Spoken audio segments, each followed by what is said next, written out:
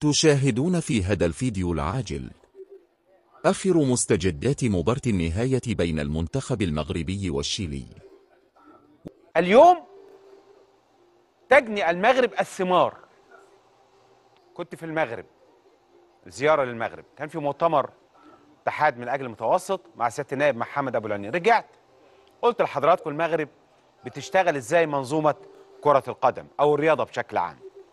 وكنت يومها قابلت أحد كبار المسؤولين في المملكة المغربية وشرح لي اللي شرحه، قلت لحضراتكم من سنة على الهوا. شفت كمان طول ما احنا ماشيين قلت لحضراتكم الكلام ده، الساحات الشعبية والناس عمالة تلعب في كل حتة، طول ما انت ماشي على طول الطرق تجد الدنيا مفتوحة والناس بتلعب وتمارس الرياضة، واهتمام كبير جدا بالرياضة في المملكة المغربية. تابعت أنا منتخبنا طبعا أكيد كأس العالم للشباب، وتابعت منتخب المغرب فاز على اسبانيا كانت مرشحة، فاز على البرازيل كانت مرشحة، فاز على فرنسا كانت مرشحة، فاز امبارح بالليل الفجر، يعني ماتش مفيش أحلى من كده على الأرجنتين اللي هي بطلة العالم 6 مرات 2-0. وكان منتخب المغرب ممكن يعمل امبارح سكور 5 6 7 8. مبروك للمغرب، كاس العالم لأول مرة للشباب. عملوا بقول لحضراتكم فازوا على كل المنتخبات الكبيرة. تشوف منتخب المغرب امبارح او الماتشات اللي قبل كده لعيبة نازلين يفوزوا، مش رايح يمثل بلده تمثيل مشرف، رايح ياخد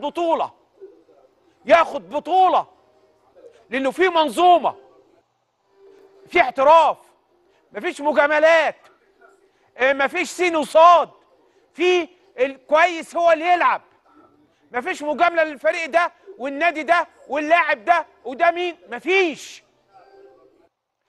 مدرب هات ده أهلاوي ولا ده زملكاوي وأصل دول مش زعلانين ودول فرحانين، مش اسمها كده. في منظومة كله ماشي زي ما يقول الكتاب. المغرب عشان كده المغرب النهارده مبروك لجلالة الملك محمد السادس، مبروك لكل أشقائنا في المملكة المغربية. أنا كنت بتفرج على الماتش والله بتشجع، لأنه بجد منتخب بيلعب كورة حلوة، كل كورة ممكن تجيب جون.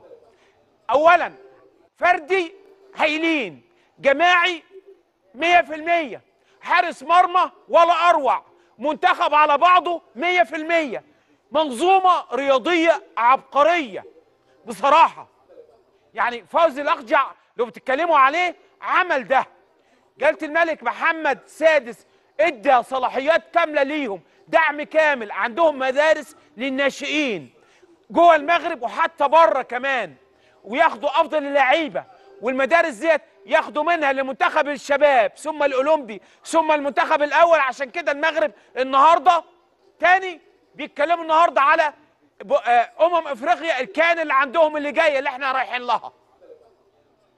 قال لك دي بطولتنا، خلصوا كاس العالم قال لك دي بطولتنا، ورايحين كاس العالم 26 وهيعملوا حاجه. بمشاهدتك الفيديو حتى النهاية تفاعل معنا واشتراك في القناة ليوصلكم كل جديد، والسلام عليكم ورحمة الله وبركاته.